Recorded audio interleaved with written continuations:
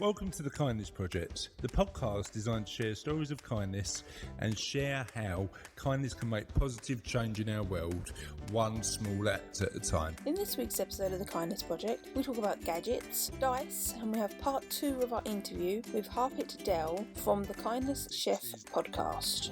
Good afternoon, evening, morning, whatever time you're listening to this podcast, listeners.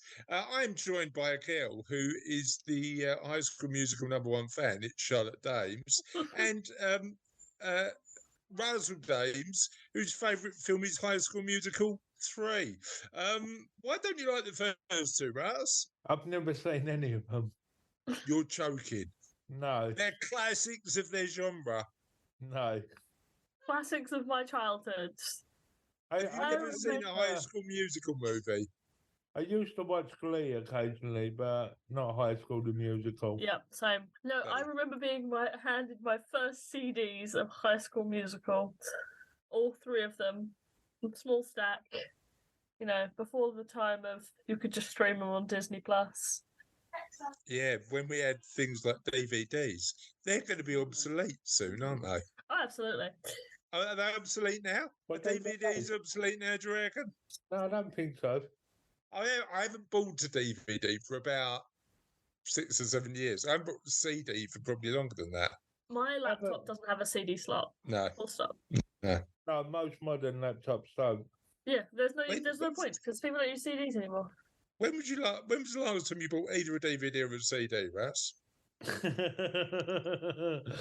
I don't buy DVDs because I haven't got a DVD player.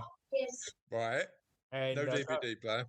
I don't buy CDs because I listen to most of my music on YouTube. I'm the same with Spotify. And I don't have a CD player. No, not good. I almost bought myself one of those portable movie things because I've got one of them. Of course you have. What gadget haven't you got? But there's no point because then you've got to buy CDs for it, and it's like. Can we just name random gadgets and see if Russell's got it? Russ, have you got a smartwatch? I have. Have you got a electronic whisk? Yes. Okay. Have you got a coffee maker? Yes. Have you got an Alexa? Have you got an Alexa? Yes. Have you got a go on, Charlotte, I'm doing all the old jokes here. Pick a gadget. Have you got a DS? No. Have you got any games consoles? Have you got any games consoles? Have you got a Ninja air fryer? I've got a Ninja air fryer. Have you got more than one Ninja air fryer? I've got several. How many Ninja air fryers do you own? I've got every Ninja product other than the outdoor smoker. Right.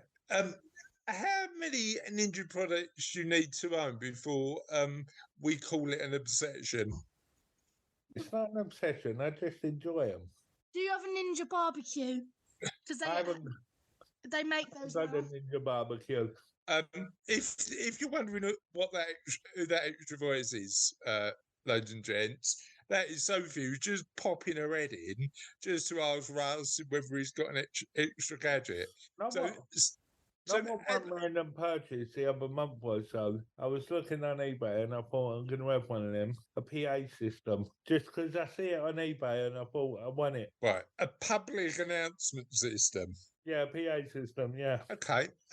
So let me ask a couple of questions then. Number one, when did you buy the PA system? Month before last, I think it was. 2 months you've owned it. Have you done any public announcements on it? I've never used it. Never used it for 2 months. But there might have been a better reason. How many public announcements have you ever made in your entire life? Where have you got it set up, Russ? No, hold on. How many public announcements have you ever made in your entire life? I haven't. Right.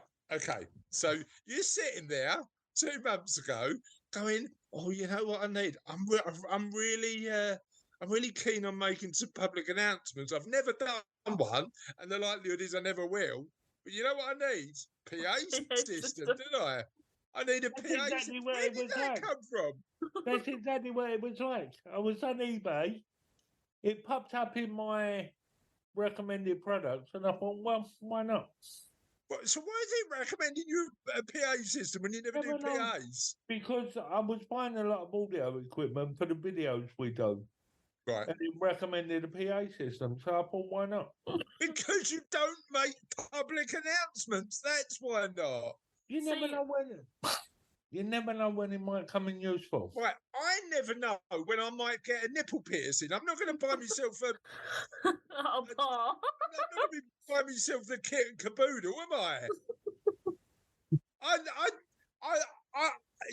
might never know when I might want to self-administer a tattoo, Russ. But I haven't got a tattoo gun, have I? You might want to start with a small stick and poke kit, but yeah, sure, whatever. You can use a needle and ink for that, can't you? Yeah. I think so. Right, but the point remains, right? I never know when I might fancy hang gliding. I'm never on eBay turning around and going, oh, you know what I need? Just in case. Yeah, but sorry, just on that note, the other day we mentioned Kindles on the other week. We mentioned Kindles on the podcast. Yeah. And I happen to have a Kindle. It's my new baby. It's my new baby. Charlotte needed one. She's very happy with her Kindle. Yeah. You never know when somebody might phone you and say, listen, you got a PA system? And I'm like, yeah, I got one of them.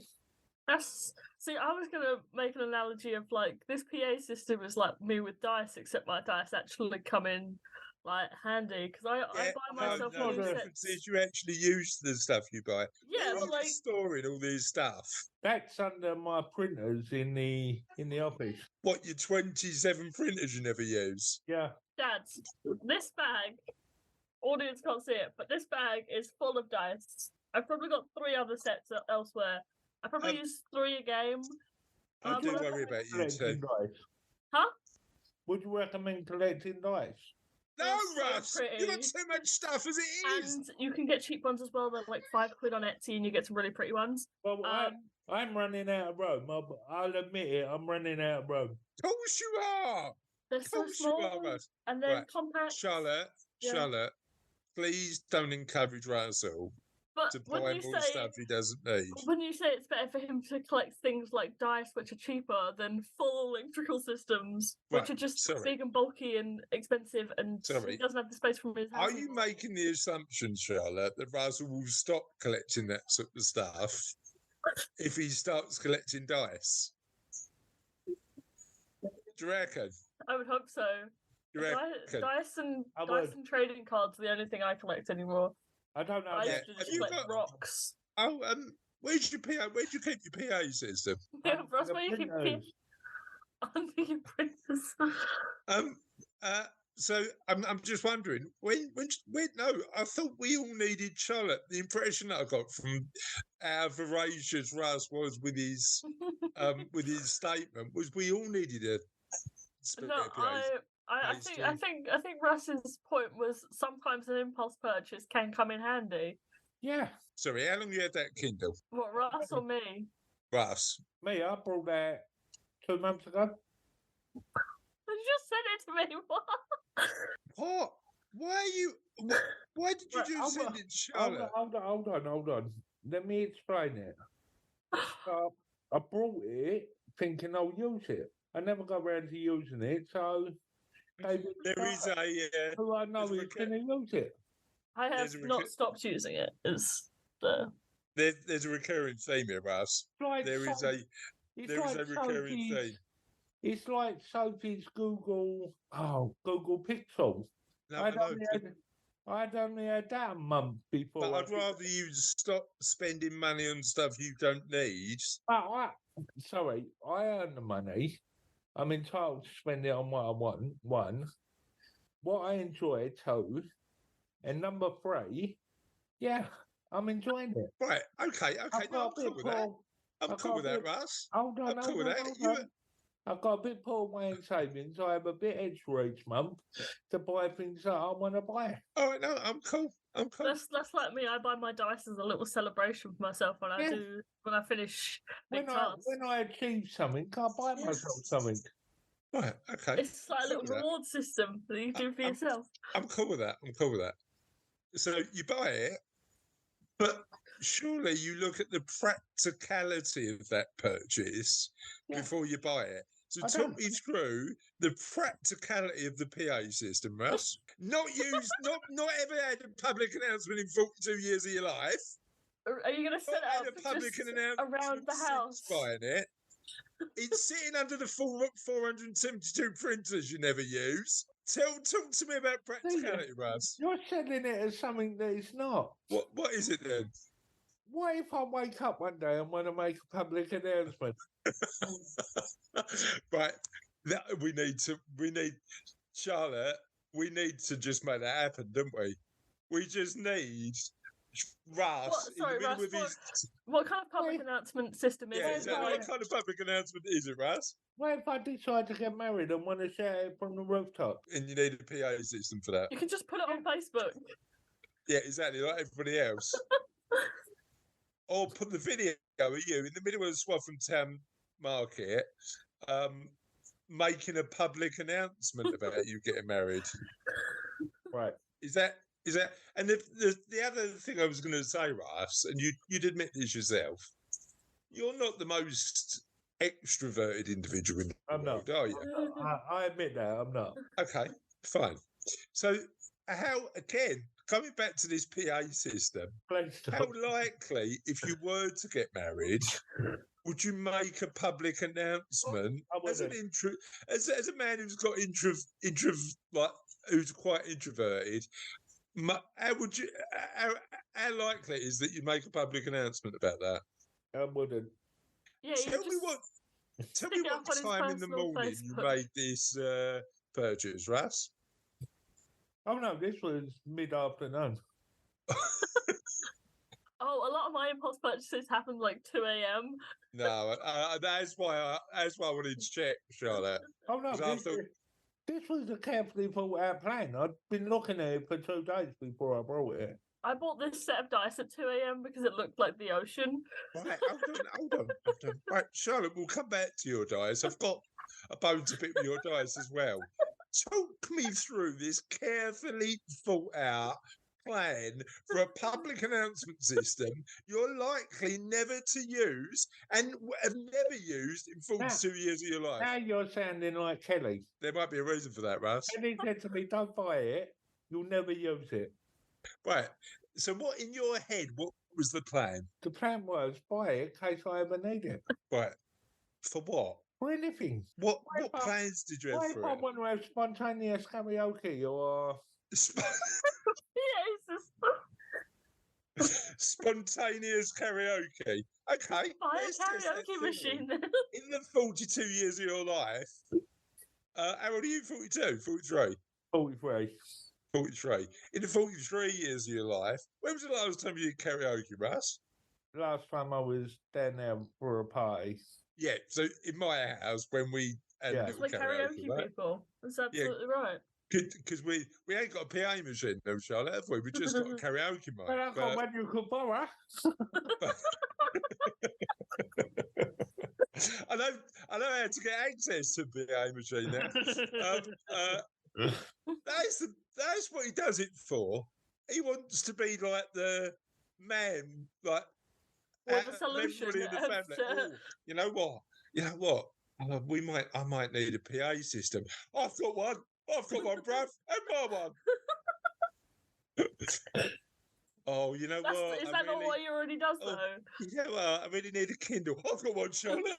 and mine. That was it. I didn't message him, and then like 3 days later, he was like, "Message me your address so I can send you that Kindle." So he's chasing you to give his stuff away. I mean that. But you know what? This is why Russ is a bit of a ledge, right? This That's not reality. quite the way it was, but I don't like the idea of people going without. Right, I know, but I don't want you going without by wasting your money on stuff you don't need. I'm not going without. I've got everything I need. Including a PA system that you never use. And 42 ninjas. And printers. I forgot to translate ninjas to technology, so I was like, why has Russ got 42 ninjas? Oh, yes, Russ. Where'd you keep your ninjas? What do you feed your ninjas? Do you feed your ninjas with your ninjas? I never Who's your- know. I never Who's your know whether favourite I ninja? want 'em. Okay, right. We're not going to see eye to eye here, are we? No, Because we're not. I think I don't tell you what to spend your money on, do I? I don't tell me what to spend my money on. I've got a word for that. In other news, can we talk about mug of the week? Because we have got a new mug. Oh yeah, Because yeah. it's been knocking around the Kindness Project WhatsApp group. Yes. Tell us about Charlotte about your mug of the week. Painted it myself. Go on. I went to a little place with some of my friends from my English class, and we painted mugs. Well, some of us painted mugs, some of us painted other stuff, but it was based on, we did a Haunting of Hill House in class, and one of the quotes is "insist on your cup of stars." It's sort of a comment about like you insist that they give you what you want because otherwise they'll just deny it you the rest of your life, or something along those lines. So we all made cups of stars, so it's like stuff like it. stars. Love that. And there's a little quote on mine because I liked it from the book, and it's, "Am I walking towards something I should be running away from?" Interesting. And then I just put a cup of stars on the bottom. So I've never read Haunting of Hill House. I don't But particularly like it, but I like certain quotes from it. But you know what? There's those two phrases seem quite it's interesting. Those two phrases seem quite self-deterministic, don't they? Like, are you doing stuff where you're taking ownership of your own life, or But are you that's the thing. It doesn't. passively moving towards? What do you think? I really struggled with the text because, like, it was just all of I found the language difficult, and I usually don't struggle a lot with language in books, but I found the language in it difficult, and I'm not sure When was why it it just written? didn't click. 20th century? I don't know why. It just didn't click in my brain. It's set in America. It's a horror story, but it's also about things like generational trauma, found family. Does that include siblings? Like the trauma when you've been in the top bunk and your brother's kicked it for Well, years? it's like stuff that's passed down through family lines of like What, like the Kindles and Ninja Project products and stuff like that? Yeah, but trauma instead. That gets passed down. The trauma is I worry about Russell wasting his money. That's the trauma it causes me. What did you put your mug in to make it really hard and firm? A kiln. Get one of them, Russ. I haven't got a kiln. I thought about come on, getting. Russ. I've watched a couple of videos online about building kilns. See, How'd you build a kiln?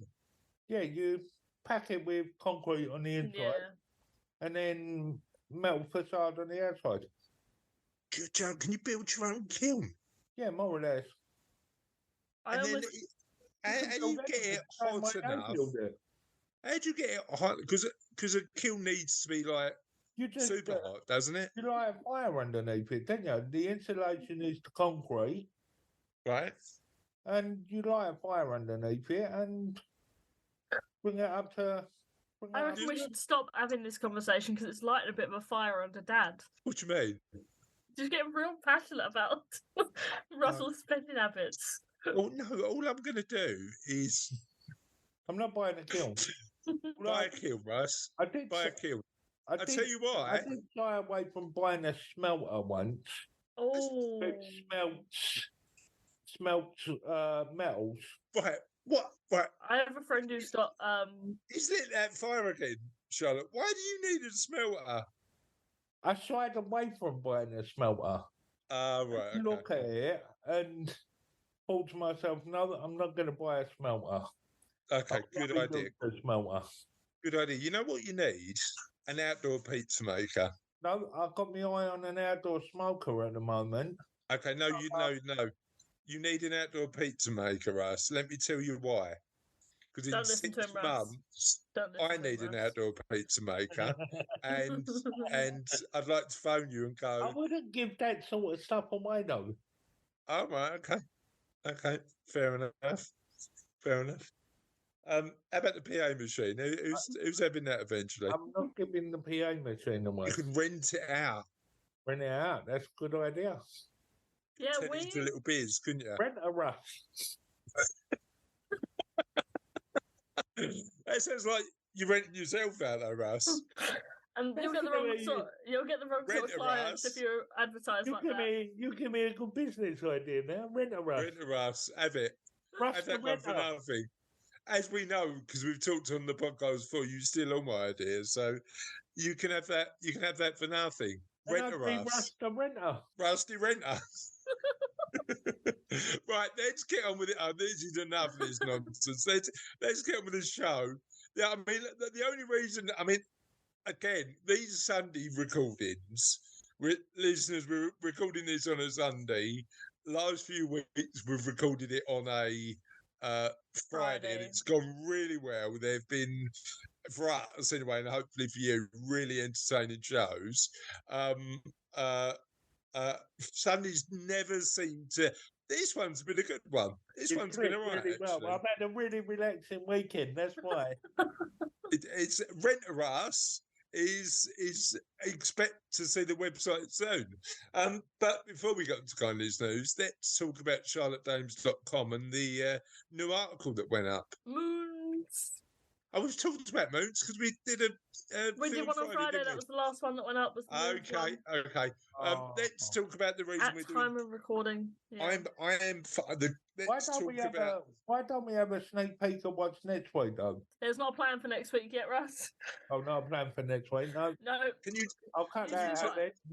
Can you talk about? I have a wander around somewhere, and then just whatever catches my attention and catches my brain, I just write about it.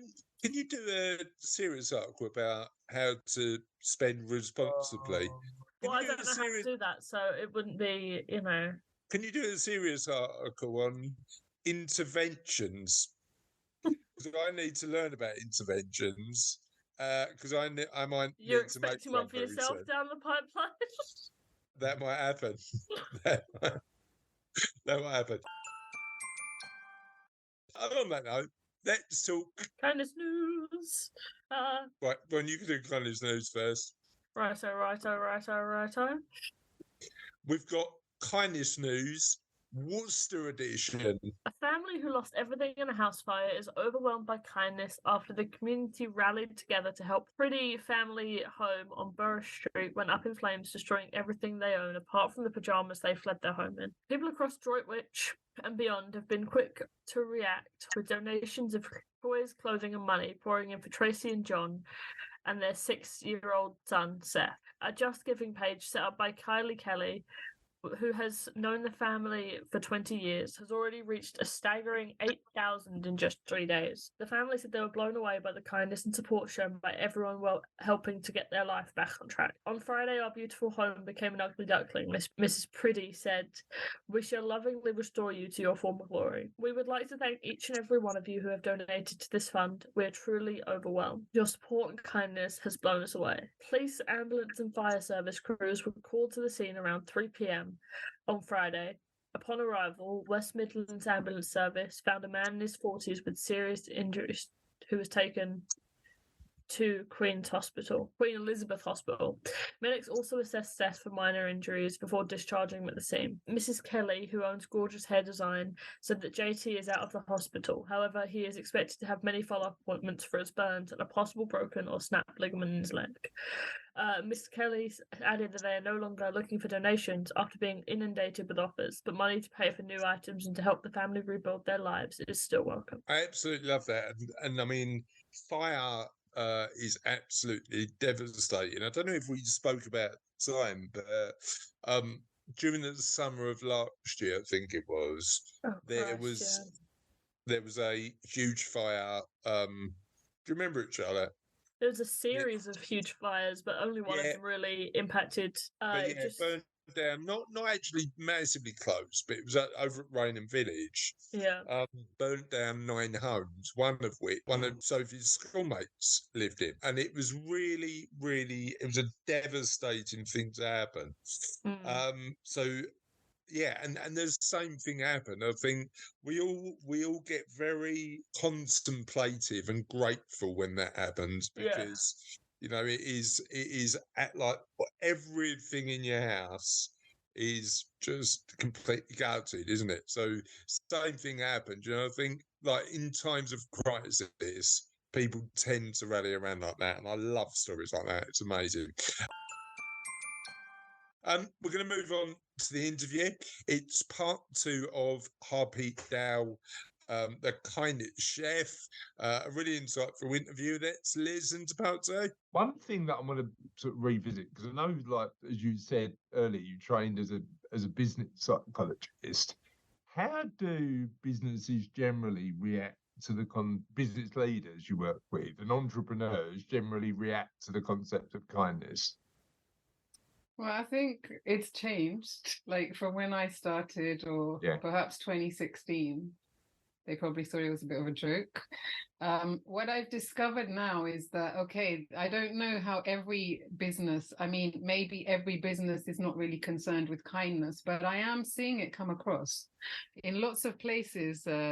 When I've been in John Lewis, or I'm seeing the word kindness come out in people's brochures on the wall. I'm not sure if they are really, there's a lot of like, let's be kind to the TFL underground tube stuff. There's lots of messages out there around kindness, and there are some leaders that perhaps are more into the word.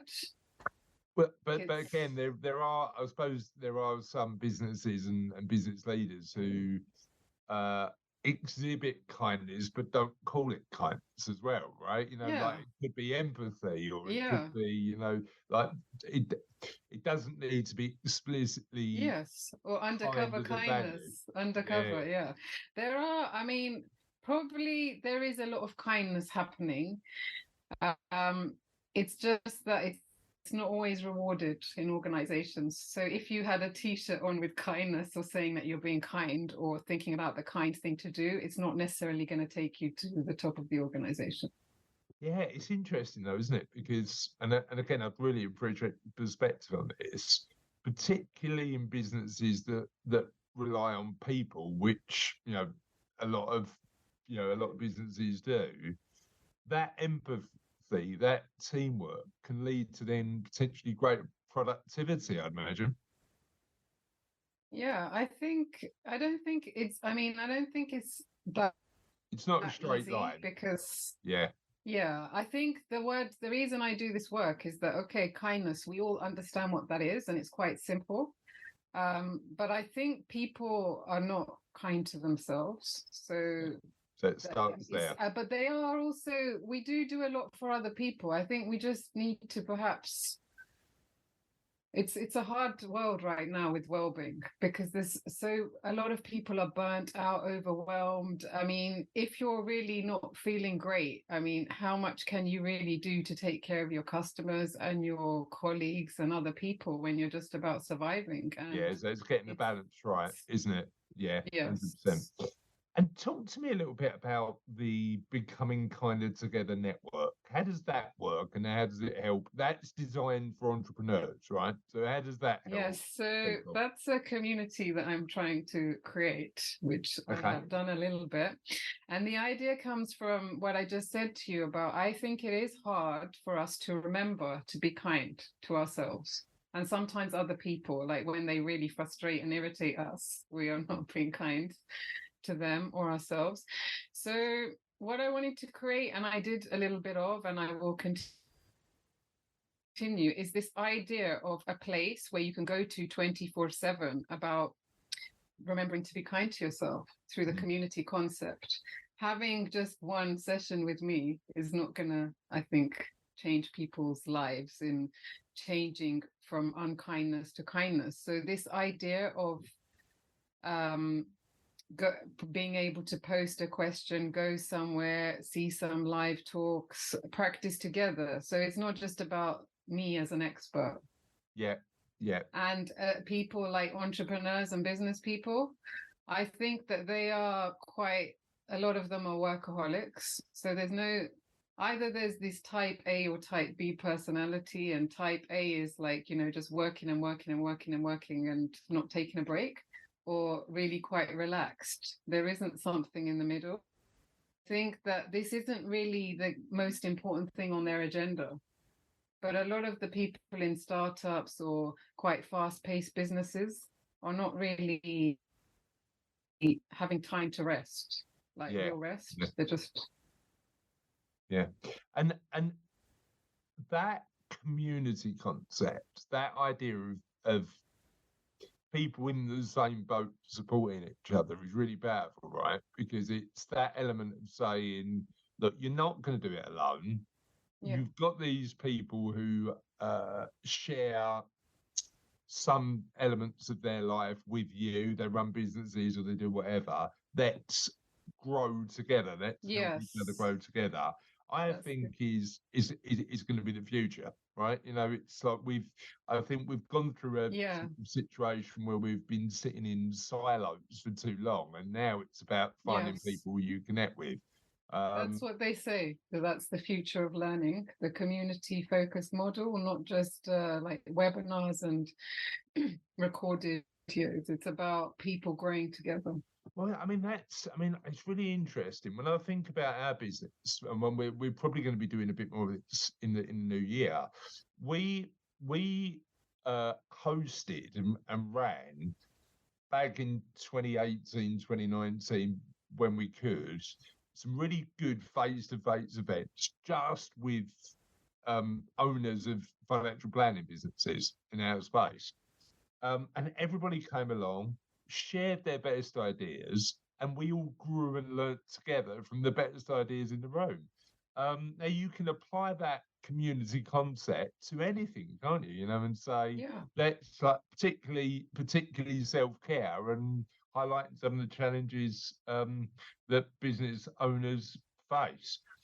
Talk to me a little bit about, because I know you've got a model. That model is the KIND model. Just explain to me a little bit about how that works. So this is a way that I teach kindness. So the acronym KIND, K-I-N-D. So K is about, so whatever we do, I think this is a really practical model and a way for people to practice kindness. So K is to start with knowing. So to begin with, what is it that you already know? For example, I don't know, shall we do this with an example or not? Okay. All right. Is there something that you're struggling with, Chris, right now? I'm going to be coaching. Oh, here we go. I didn't realise it. I thought this was an interview as opposed to a coaching session now, Belle. I'm really. I tell you what. Instead of, I'm more than happy to. Okay, I've got an idea. All right. So, I used this once for helping people with confidence. So becoming more like self-compassionate and confident with presenting. So what we did was we started with K and knowing, thinking about perhaps what is it you already know about this subject? When have you presented before? So beginning from a position of like not a deficit model of not what is it, the knowledge you exist. We don't start with the gap. We start with the plus sign, which I don't addition to you. What assets have we got? Yes. To make sure that even if we're not 100%, we might be 20 or 30. Yeah. Or can grow on. So what is it you already know? So knowing, and then you move on to I, which is about intending, which is about your intention. Like, what is it that you need and want? So thinking about this presentation, is your intention to come across quite comfortable and relaxed, to pass on a message? What is it that you want to happen from this presentation? And N is about nourishing. So this is thinking about what can help strengthen and grow you. So what can nourish you to be able to do this presentation well? It could be like some exercise, having some food, some breathing, what strengthens you? And then finally doing. What is it that you need to start doing? So it might be that you might start to practice, get some feedback. And what is a bit unusual with this model is that most people, they always like, we just want action and start with doing. So I've almost like reversed it and put doing on the end. Yeah, but that's putting tactics. I mean, in the language that I choose is that doing without a clear plan. Yes, means that we're heading towards something that we might not want to head towards. Right? Yeah, interesting. And does it tend to be a sort of circular process? So once you've got to the doing bit, is it then worth turning around and going, well, I was at 20%, I'm now at 50, and does it tend to evolve over time? Well, that's a great question. You're really good with your questions. I think what I perhaps haven't really thought about that, but I am really interested in reflection. So that is a lot of what I teach people about. And I can see that, you know, from doing, you can start to kind of go back on the model and almost like reflect. So yes. That's interesting. How has your reflection helped you evolve what you teach, what you do, how you work with clients? Well, part of becoming with the British Psychological Society, this chartership process of business or occupational psychology, we have to really follow through a cycle of reflection. Yeah. Which is almost like also similar, like the higher level part of the chartership was following a consultancy process of what are you doing, why, and what have you learned. I think that this does really help you to think a bit more and spend time thinking about what you've done, why you've done that. And I am teaching students right now.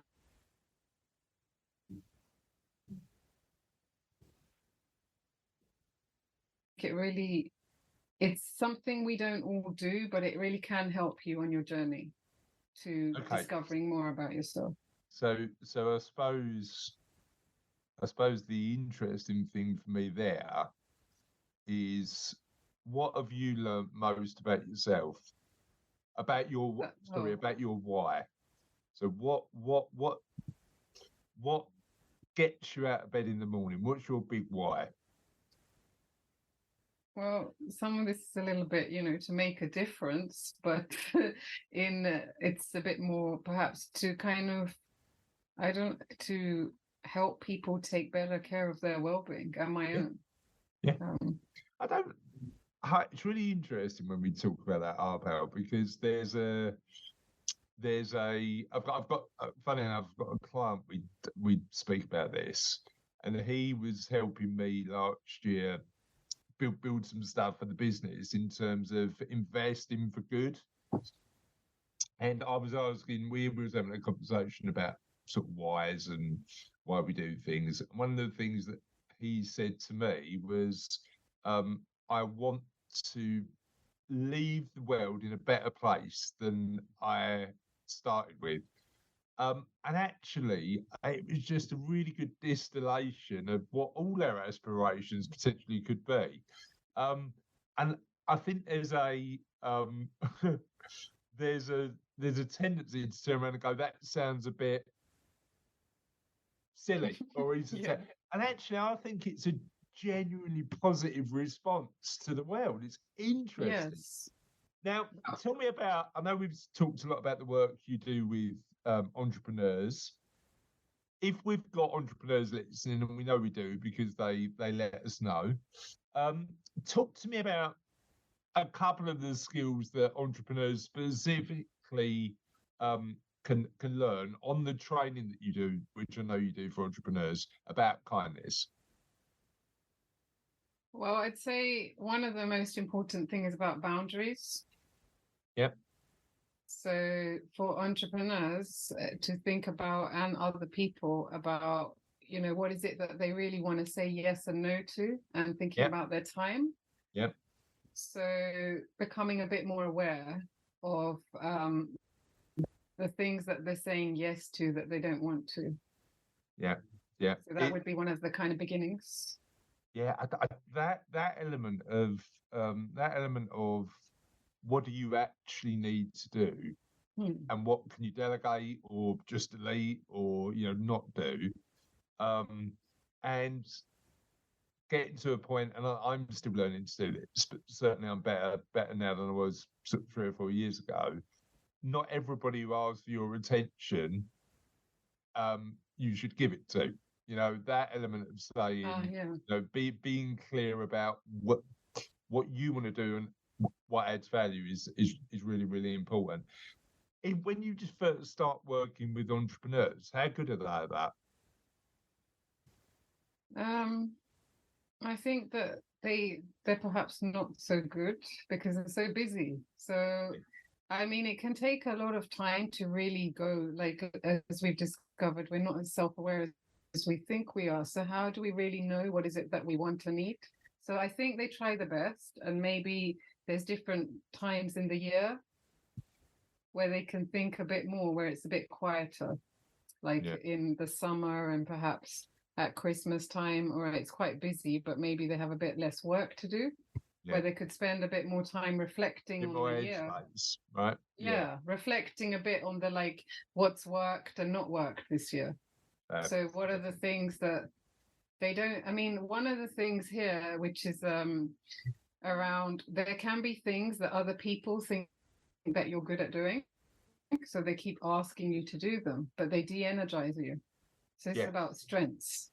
So if you do something for too long that is de-energizing, that is going to lead to burnout. So perhaps for them to think about what has de-energized them this year. So it could be things they're good at. So people will keep asking you to do that.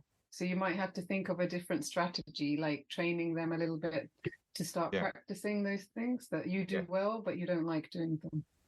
I mean, that takes an element of confidence, though, doesn't it? You know, in terms of saying no, sometimes it's scary. You know, you know, it's interesting. We've got to a stage, and this was genuinely scary as a business owner, of saying no to clients that just don't fit.